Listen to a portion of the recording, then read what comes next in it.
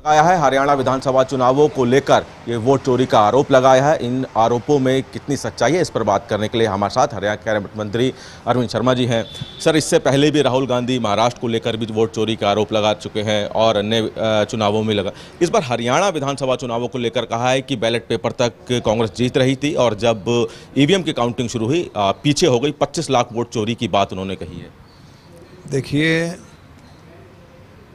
ये बताओ, जब पार्लियामेंट का चुनाव हुआ, पार्लियामेंट के चुनाव में हरियाणा में 10 में से 5 सीटें कांग्रेस जीती। इसी वोटर लिस्ट पर जो अभी असेंबली में विधानसभा के चुनाव में जो वोटर लिस्ट चली है, जो दी गई है, इसी वोटर लिस्ट के आधार पर 10 में से 5 सीटों पर कांग्रेस की जीत हुई थी।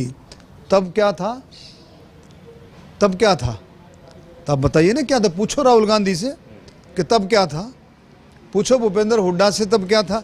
ये माइंड सेट करते हैं नेताओं का, नेगेटिविटी वो भरते हैं। 1 साल के बाद आपको याद आ रहा है ये?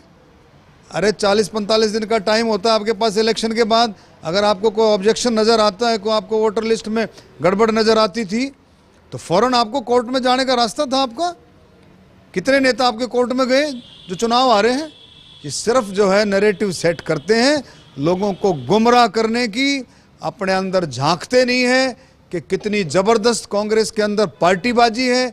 एक दूसरे की खींचमतान करते हैं, जाति पाति की राजनीति करते हैं और इनके पास कुछ नहीं है। बिहार में एक बार सुन, 2014 में जब ये गए थे, 2014 में गए थे, अब उसमें अब में क्या बदलाव है? कोई बदलाव नहीं है।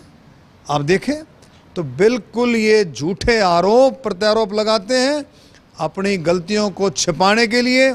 अगर आज तीसरी बार हरियाणा में भारतीय जनता पार्टी की सरकार बनी है तो अपने कामों के दम पर बनी है, अपने विकास के दम पर बनी है, अपना पारदर्शिता के दम पर बनी है और हर सबका साथ सबका विकास के दम पर बनी है और सेवा ही संगठन के दम पर बनी है।